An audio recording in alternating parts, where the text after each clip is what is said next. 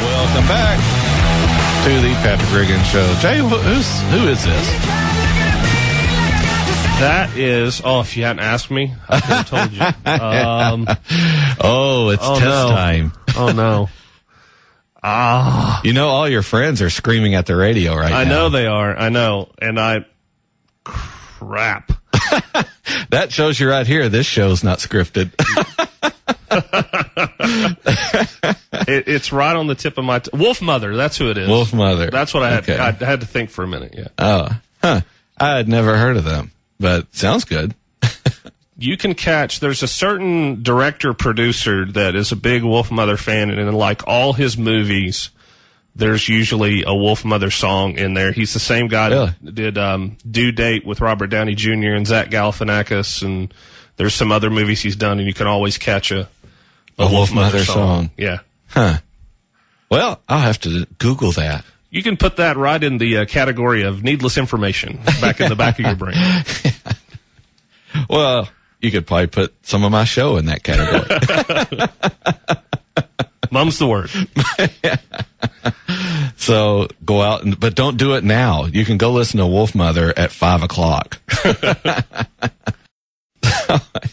Anyway, welcome back to the Patrick Regan Show here on News Talk 98.7 WOKI, our new home for the show here, along with the Libertarian Lighthouse Radio Network. You know, people ask me why I do this show, and it's so I can increase my education as far as music's concerned. But one of the reasons I do this show is education. I mean, there's definitely an educational component to this show. I want you to learn about what made this country great, which is freedom. It's not the freedom the government tells you have.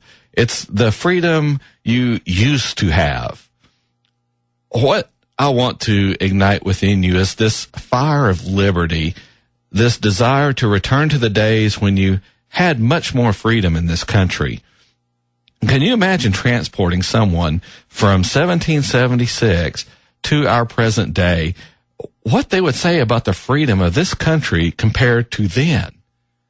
I think they would be horrified at what this country has become, how directed and involved the government has become in your daily life. Just throw aside all the technological advantages we have now. Just think about the freedom component only, how much freedom they had versus what we have now.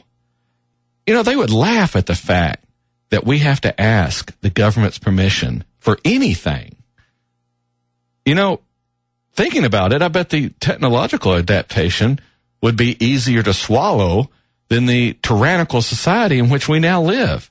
Humans are pretty adaptive when it comes to technology and understanding seemingly mystical devices. Look at how some of the indigenous tribes in Central and South America are able to interface with modern society, yet they can still retreat back to the jungle or what's remaining of it to live their, quote, normal lives. You know, they're not scared of airplanes. They're not shooting arrows at those big metal birds. They don't shrink back with fear at the magical voices coming in over a telephone line. At first, I'm sure they didn't understand new technology. They may have thought something supernatural was happening, but it doesn't take long for them to figure out nothing is evil with the new technology. It isn't like spirits doing all this stuff. But tell that tribesman that he has to get permission to hunt game in the jungle or get a permit before he can build his home or have an inspector check it before he can move in. That is what would shock him. And I'm sure he would also tell you what you can do with all that. Same thing with someone from 1776. They would marvel at how far man has come, the technological advancements, how much we can do now. But the most shocking thing would be the amount of freedom and liberty that has gone. These ideas that him and his friends had fought for, ideas for which he probably had relatives laid their lives down. These ideas are a mere shadow of what they once were. That's why I say libertarian principles, libertarian thinking, these are the true original American ideals on which this country was founded. Not conservatives telling you who you can or cannot marry. Not liberals telling you whether or not you can carry your guns around. In reality, both of these people, both conservatives and liberals, they want to boss you around. The only difference is the matter of degree. I challenge you to find a conservative who says you can carry a gun anywhere you want, no matter what, anywhere. In that same vein, I challenge you to find a liberal who believes you should be able to exercise your freedom of speech no matter what you're saying. Both of these sides will say, you can carry a gun as long as you do it in a way we agree with, or you can say whatever you want as long as you aren't saying something they disagree with, at least in an effective and convincing manner. If people start listening to you, if you start filling people's heads with thoughts of freedom and liberty, now you're dangerous. And they'll try to minimize the impact you're making. They'll call you kooky or crazy. If you don't believe me, just look at what both sides, conservatives and liberals, Republicans and Democrats, look at what both sides have called Dr. Ron Paul at various times. He makes just too much sense. He employs you to think for yourself. To government-centric people, and that's who these people in government are, it doesn't matter whether there's an R or a D or even an I after their name. If they believe in government solutions to any and all problems, even the ones they make up, then they don't like you thinking for yourself, using common sense, because government doesn't use common sense. The problem is there are simply too many people whose business is government. And like any business, it is going to try and expand, try to defeat the competition. Too many people have a vested interest in having government as big as possible, to pull in as many resources as it can. I talked about this last week on the show, government being like a plant that's taking over your garden. It's sucking up all the resources, all the water and nutrients. So all the other plants in the garden are eventually crowded out and die. Government's not supposed to be like this. It isn't supposed to be like a business or a career for people. The main difference between the two, government and business, is government can take away your freedom and liberty. Government can spy on you wherever you are. Now, private business can't. If a private business is recording what you're doing while you're in their store or on someone's private property, if you don't like it, you can leave. Just walk out of the store. Stay off that person's private property. Stay out of their restaurant. You have the freedom to do that. But when the government does it, you have to leave the country to get away. And even then, you aren't far away from the United States government. They have governments around the world who have been bought off by us so they'll cooperate, share information about what you're doing or where you're working, what you're earning, where you're going. And you'll always hear all these liberals and even some conservatives.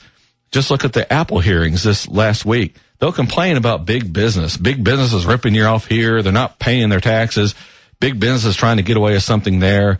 All this complaining, yet they ignore the biggest business of them all, which is government.